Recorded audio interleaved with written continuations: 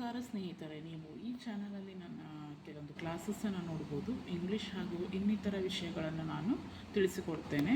ಆದಷ್ಟು ಸಬ್ಸ್ಕ್ರೈಬ್ ಮಾಡಿ, ಶೇರ್ ಮಾಡಿ ಸ್ನೇಹಿತರೆ. ನೋಡಿ,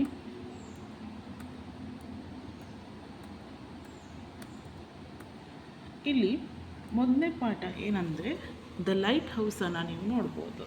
6ನೇ ತರಗತಿಯ ಪಾಠದಲ್ಲಿ ಮೊದಲನೆಯದು ದ ಲೈಟ್ ಹೌಸ್. ಕೆಲವೊಂದು ಪಾಠಕ್ಕಿಂತ ಮುಂಚಿತವಾಗಿ ಕೆಲವೊಂದು ಆ್ಯಕ್ಟಿವಿಟಿಯನ್ನು ಕೊಟ್ಟಿದ್ದಾರೆ. ಈಗ ಅದನ್ನೇ ಮಾಡಬೇಕು ನಾವು. Discuss in a pairs what are some of the useful invention made by a scientists, how useful are these inventions. ಈಗ ನಾವು ಸೈಂಟಿಸ್ಟ್ ಅನ್ನುವ ಹೆಸರನ್ನು ಬಳಕೆಯಲ್ಲಿ ಕೇಳಿದ್ದೇವಲ್ವಾ. ಸೈಂಟಿಸ್ಟ್ ಅಂದರೆ ವಿಜ್ಞಾನಿ, ಅಂದರೆ ಕೆಲವು ವಸ್ತುಗಳನ್ನು, ನಮ್ಮ ದಿನದ ಬಳಕೆಯಲ್ಲಿರುವ ವಸ್ತುಗಳನ್ನು ಕಂಡುಹಿಡಿಯುವವರು.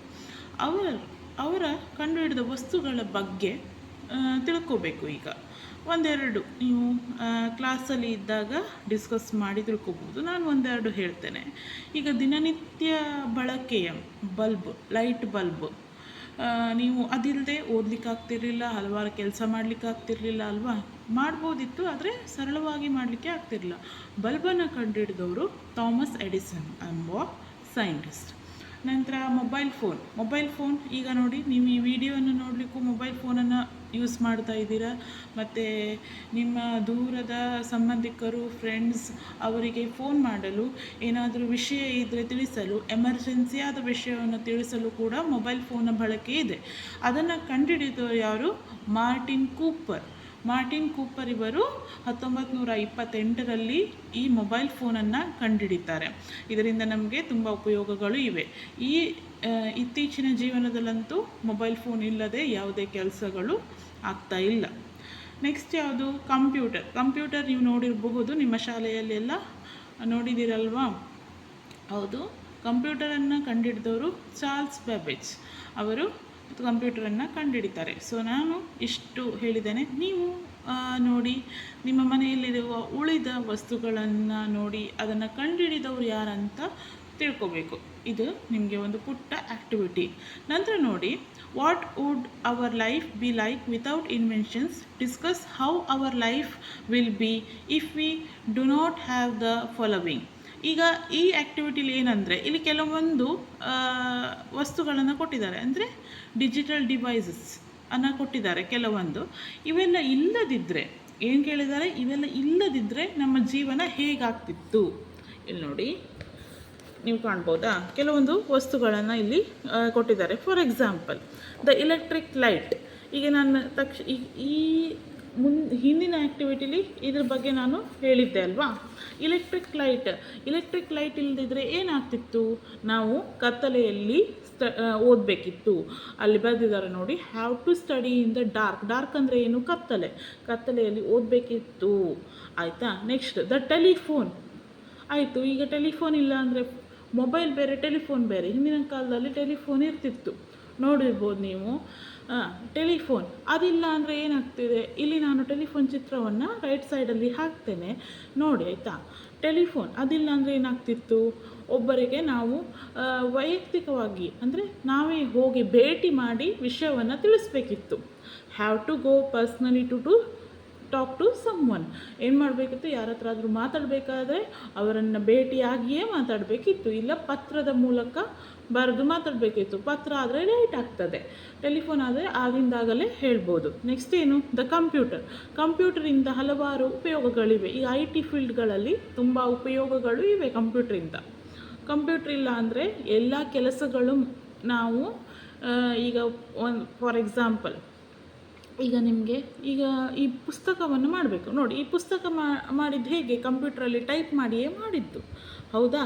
ಇದನ್ನೆಲ್ಲ ಕೈಯಲ್ಲೇ ಬರಿಬೇಕಿತ್ತು ಕಂಪ್ಯೂಟರ್ ಇಲ್ಲ ಅಂದರೆ. ನೋಡಿ, ನಿಮ್ಮ ಏನು ಈ unit 1 prose, the light house, ಆ ಕಲರನ್ನು ನೋಡ್ತಿರಲ್ಲ, ಅದನ್ನು ಕಂಪ್ಯೂಟರಲ್ಲೇ ಮಾಡಿದ್ದು. ಅಲ್ಲಿ ಟೈಪ್ ಮಾಡಿಯೇ ಈ ರೀತಿಯಾಗಿ ನೀಟಾಗಿ ಬೋರ್ಡನ್ನೆಲ್ಲ ಹಾಕಿದ್ದಾರಲ್ಲ, ಕಂಪ್ಯೂಟರ್ ಮೂಲಕನೇ ಮಾಡಿದ್ದು.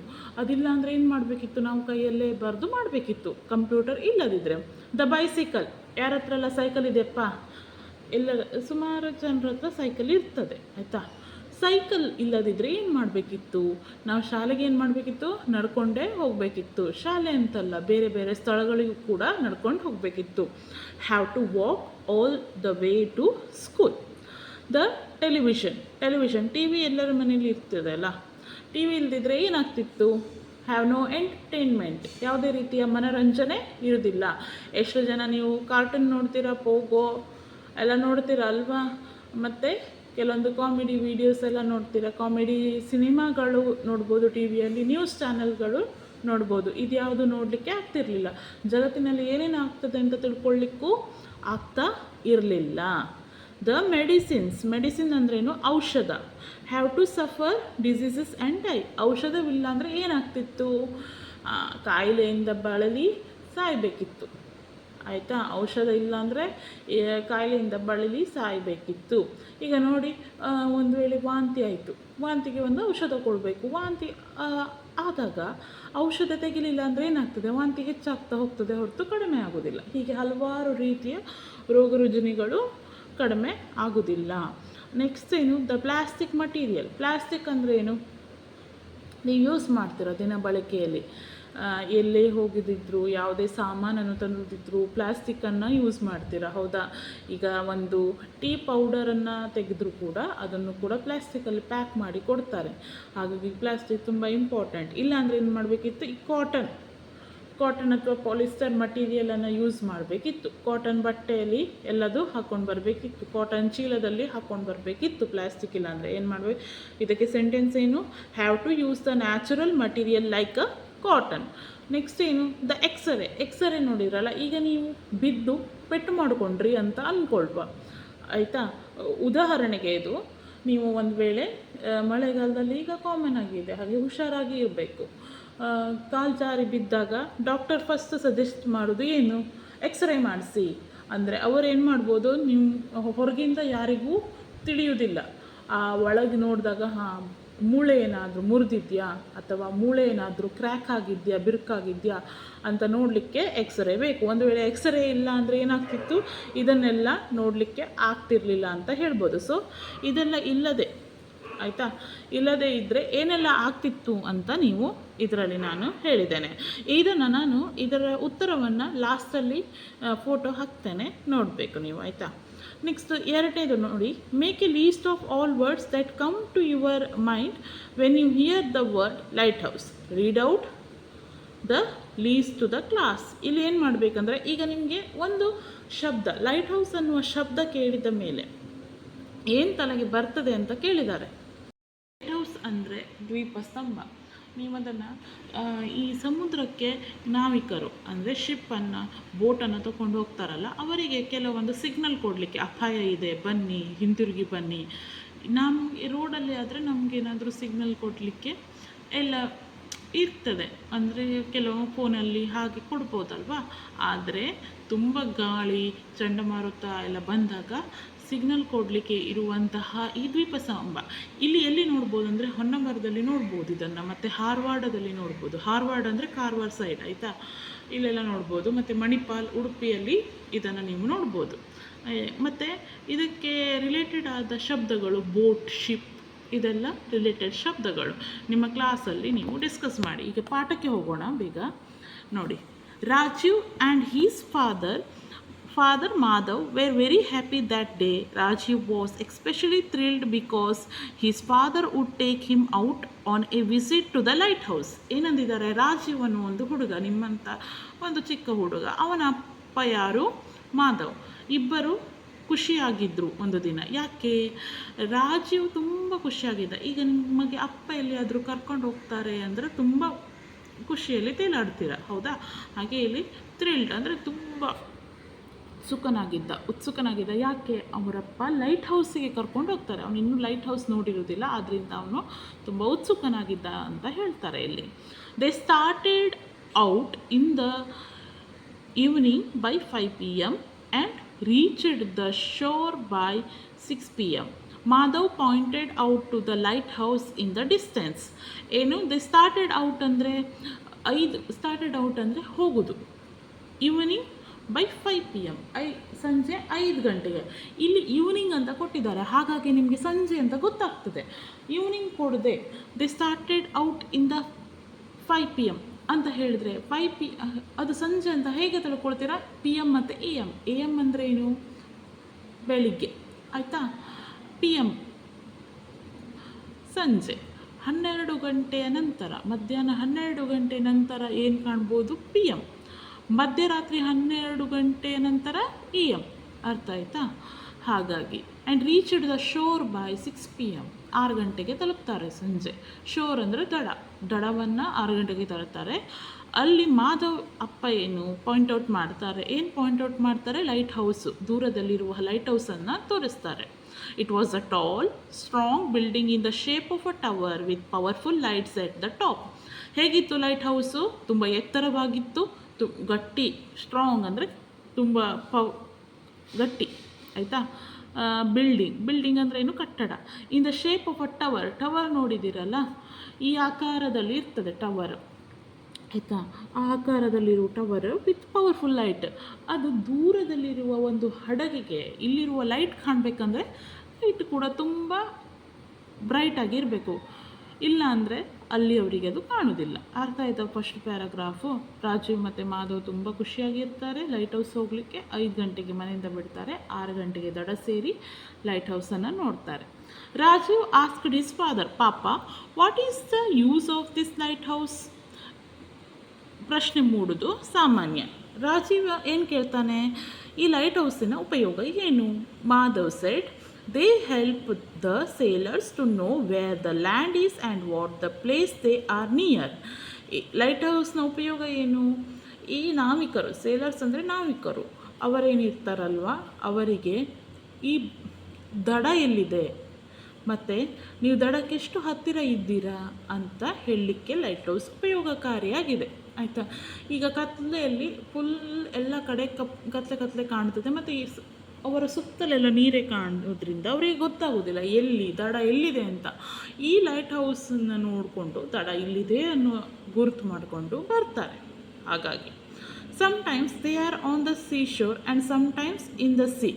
They are in the places which are dangerous to ships and they help to warn and guide the sailors. ಏನು, ಕೆಲವೊಮ್ಮೆ ಇದು ದಡದಲ್ಲಿ ಇರ್ತದೆ, ಕೆಲವೊಮ್ಮೆ ನದಿಯಲ್ಲಿ ಕೂಡ ಇರ್ತದೆ.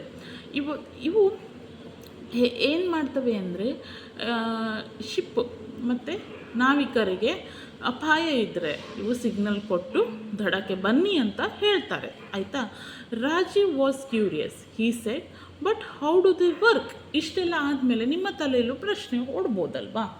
ಈಗ ರಾಜೀವ್ ಕೇಳ್ದ, ಈ ಲೈಟ್ ಹೌಸ್ ಹೇಗೆ ಕೆಲಸ ಮಾಡ್ತದೆ ಅಂತ ಅಪ್ಪನಿಗೆ ಪ್ರಶ್ನೆ ಹಾಕಿದ. Madhav replied, modern light houses use powerful electric lights. ಈಗ ಅಂದರೆ ಈಗಿರುವ ಲೈಟ್ ಹೌಸಸ್ ಏನು ಮಾಡ್ತದೆ? ಪವರ್ಫುಲ್, ತುಂಬ ಬ್ರೈಟಾಗಿರುವ ಲೈಟನ್ನು ಯೂಸ್ ಮಾಡ್ತದೆ, ಆಯಿತಾ?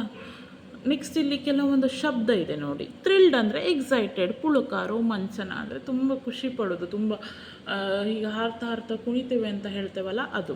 ಮತ್ತು sailor, one who travels in the sea, ನಾವಿಕ. ಶೋರ್ ಅಂದರೆ land next to the sea, ದಡ. Rajeev ask, but what about those days when there was no electricity? ಈಗೇನು ಪ್ರಶ್ನೆ ಬಂತು ರಾಜೀವನ ತಲೆಯಲ್ಲಿ? ಹಿಂದಿನ ಕಾಲದಲ್ಲಿ ಏನು ಮಾಡ್ತಿದ್ರು?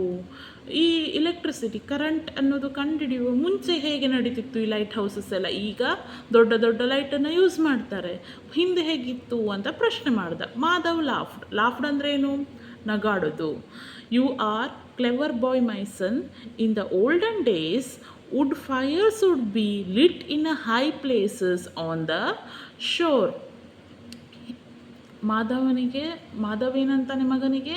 ಕ್ಲೆವರ್ ಅಂದ್ರೇನು? ನೀನು ಹುಷಾರಿ, ಜಾಣ ಹುಡುಗ ಅಂತ ಹೇಳ್ತೇವಲ್ಲ, ಬುದ್ಧಿವಂತ. ಮೈಸನ್ ಅಂದರೆ ಬುದ್ಧಿವಂತ ಮಗನೇ ಅಂತ ಹೇಳ್ತಾನೆ. ಇನ್ ಓಲ್ಡನ್ ಡೇಸ್, ಹಿಂದಿನ ಕಾಲದಲ್ಲಿ, ವುಡ್ ಫೈರ್ಸ್ ಅಂದ್ರೇನು? ದೊಡ್ಡ ಮರದ ದಿಂಬೆ, ಆಯಿತಾ? ನಿಮ್ಮ ಮನೇಲೆಲ್ಲ ಅಡುಗೆ ಮಾಡಲಿಕ್ಕೆ ಕಟ್ಟಿಗೆಯನ್ನು ಬಳಸ್ತಾರಲ್ಲ, ಅದು ವುಡ್ ಫೈರ್ಸ್ ಅಂತ ಹೇಳ್ಬೋದು, ಹೌದಾ? Wood fires would be lit in the high places on the shore. ಈ ದಡದಲ್ಲಿ, ಎತ್ತರ ಪ್ರದೇಶದಲ್ಲಿ ಏನು ಮಾಡ್ತಿದ್ರು? ಬೆಂಕಿಯನ್ನು ಹಾಕ್ತಿದ್ರು. Later a large number of candles were used with glass around them to keep out the wind.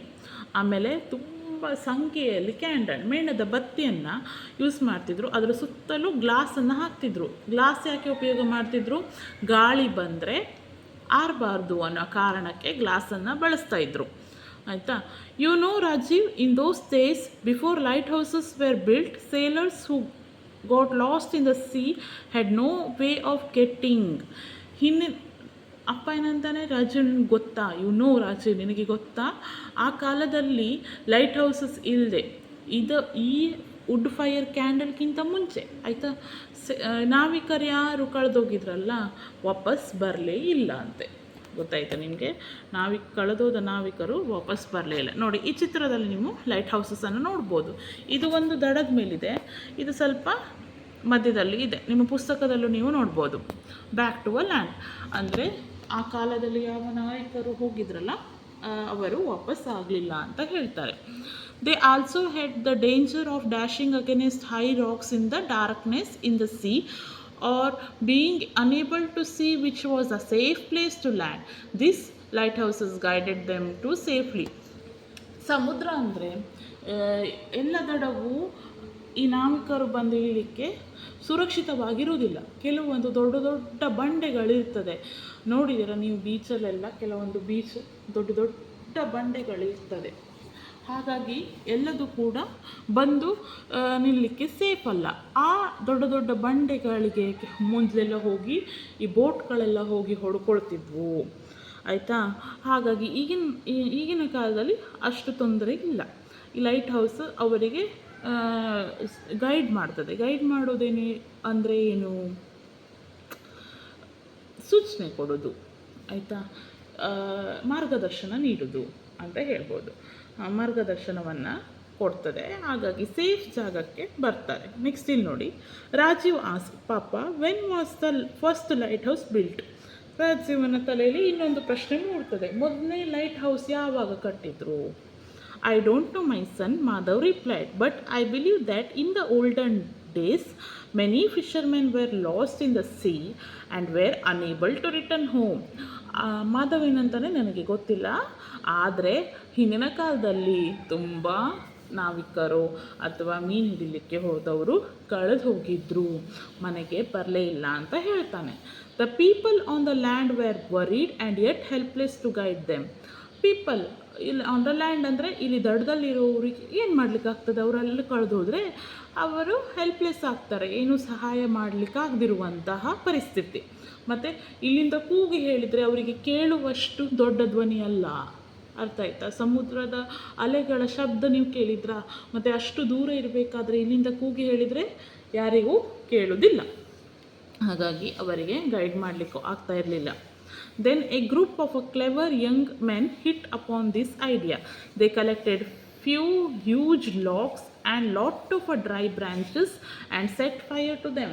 ಈಗ ಕೂಗಿ ಹೇಳಿ ಎಲ್ಲ ಪ್ರಯತ್ನ ಮಾಡಿದ್ರು, ಏನೂ ಆಗದ ಕಾರಣ ಕೆಲವೊಂದು ಗುಂಪು ಸ್ನೇಹಿತರು ಏನು ಮಾಡಿದರು ಅಂದರೆ ದೊಡ್ಡ ದೊಡ್ಡ ಮರದ ದಿಬ್ಬೆಗಳನ್ನು ತಂದು ಈ ದಡದಲ್ಲಿ ಎತ್ತರ ಪ್ರದೇಶದಲ್ಲಿ ಹಾಕ್ತಾರೆ. ಮತ್ತು ಬ್ರ್ಯಾಂಚಸ್ ಅಂದರೆ ಏನು? ಕೊಂಬೆಗಳು, ಎಲೆಗಳು, ಅದನ್ನೆಲ್ಲ ಹಾಕಿ ಬೆಂಕಿಯನ್ನು ಹಚ್ತಾರೆ. ಆಯಿತಾ? They were laughed at by elders but they continued to keep the fire burning. In the early hours of next morning the fisherman sailed home. ಇದನ್ನೆಲ್ಲ ನೋಡಿದವರು ಇವರು ಹೀಗೆ ಬೆಂಕಿ ಹಚ್ತಾರಲ್ಲ, ಲಾಫ್ಡ್ ಬೈ ಎಲ್ಡರ್ಸ್, ಈ ಹಿರಿಯರು ಏನಿರ್ತಾರೆ ನಗಾಡ್ತಾರೆ, ಇವರೇನು ಮಾಡ್ತಾ ಇದ್ದಾರಪ್ಪ ಅಂತ ನಗಾಡ್ತಾರೆ. ಆಯಿತಾ? ಆಮೇಲೆ ಆದರೂ ಅವರು ನಗಾಡಿದ್ರು ಕೂಡ ಸಹಿತ ಈ ಬೆಂಕಿಯನ್ನು ಹಚ್ಚೋದು ನಿಲ್ಲಿಸಲಿಲ್ಲ, ಕಂಟಿನ್ಯೂ ಮಾಡ್ತಾರೆ, ಮುಂದುವರಿಸ್ತಾರೆ. ಈ ಬೆಳಗಿನ ಜಾವ ನೆಕ್ಸ್ಟ್ ಮಾರ್ನಿಂಗ್ ಅಂದರೆ ಈ ಅರ್ಲಿ ಅವರ್ಸ್ ಅಂದರೆ ಬೆಳಗಿನ ಜಾವ ಮನೆಗೆ ನಾವಿಕರು ವಾಪಸ್ ಬರ್ತಾರೆ. They said that they had been guided from the land and saved only because of the light of this fire which they had seen from a distance. ಏನಂತಾರೆ ಆ ಫಿಶರ್ಮ್ಯಾನ್ ಅಂದರೆ ಏನು? ಮೀನುಗಾರರು. ನಾವು ಮನೆಗೆ ಬರಲಿಕ್ಕೆ ಕಾರಣ ಈ ಬೆಳಕೆ ಯಾವುದಾಗಿತ್ತು? ಮರದ ದಿಪ್ಪೆಗಳಿಂದ ಹತ್ತಿಸಿದ ಬೆಂಕಿ ಅಲ್ಲಿಂದ ನಮಗೆ ಕಾಣ್ತು, ಹಾಗಾಗಿ ನಾವು ವಾಪಸ್ ಬಂದ್ವಿ ಅಂತ ಹೇಳ್ತಾರೆ. Rajeev exclaimed, how clever of the human beings. Madhav said, yes, now we shall go home after you have your favourite ice cream. Rajeev ಏನಂತಾರೆ, ಎಷ್ಟು ಬುದ್ಧಿವಂತ ಹ್ಯೂಮನ್ಸ್ ಅಂದರೆ ಮಾನವರು, ಆಯಿತಾ, ಎಷ್ಟು ಬುದ್ಧಿವಂತರು ಈ ಹ್ಯೂಮನ್ಸ್ ಅಂದರೆ ಮಾನವರು, ಬೇಕಾದರೆ ಬರ್ಕೊಳ್ಳಿ ಅಂತ ಹೇಳ್ತಾನೆ. ಮಾಧವ್ ಏನಂತಾರೆ, ಆಯಿತು ಈಗ ನಾವು ಮನೆಗೆ ಹೋಗೋಣ, ಆಮೇಲೇನು ನಿಮ್ಮ ಫೇವ್ರೆಟ್ ಐಸ್ ಕ್ರೀಮ್, ನಿನ್ನ ಫೇವ್ರೆಟ್ ಐಸ್ ಕ್ರೀಮನ್ನು ತಿನ್ನೋಣ. Rajeev said, oh yes papa, thank you.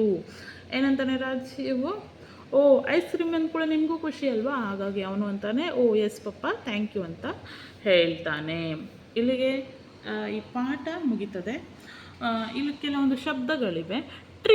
Trip ಅಂದರೆ a short visit to some place after which you return home, ಅಂದರೆ ಹತ್ತಿರದ ಜಾಗಕ್ಕೆ ಹೋಗಿ ಬರೋದು, ಅದಕ್ಕೆ ಚಿಕ್ಕ ಡಿಸ್ಟೆನ್ಸ್, ಅದಕ್ಕೆ ಟ್ರಿಪ್ ಅಂತಾನೆ. Journey means going from one place to another over long distance, ತುಂಬ ದೂರ ಹೋಗೋದಕ್ಕೆ ಜರ್ನಿ ಅಂತಾರೆ. Travel means to go from place to place, ಒಂದು ಸ್ಥಳದಿಂದ ಇನ್ನೊಂದು ಸ್ಥಳಕ್ಕೆ ಹೋಗೋದು. ಅವು ವೋಯ್ಜ್ ಮೀನ್ಸ್ ನೆಲದ ಮೇಲೆ ಅಲ್ಲ, ಈ ಸಮುದ್ರದ್ದು ಮತ್ತು ಆಕಾಶದಲ್ಲಿ ಹೋಗೋದಕ್ಕೆ ಎ ವೇವೇಜ್ ಅಂತ ಹೇಳ್ತಾರೆ. ಮುಂದಿನ ವಿಡಿಯೋದಲ್ಲಿ ನಾನು ಈ ಕ್ವಶನ್ ಆನ್ಸರನ್ನು ಡಿಸ್ಕಸ್ ಮಾಡ್ತೇನೆ, ಮತ್ತು ಆ ಆ್ಯಕ್ಟಿವಿಟಿದ ಉತ್ತರನ್ನು ನೆಕ್ಸ್ಟ್ ಹಾಕ್ತೇನೆ, ನೋಡಿ. Thank you. ಸಬ್ಸ್ಕ್ರೈಬ್ ಮಾಡಿ, ಆದಷ್ಟು ಶೇರ್ ಮಾಡಿ ಪ್ಲೀಸ್. ಧನ್ಯವಾದ.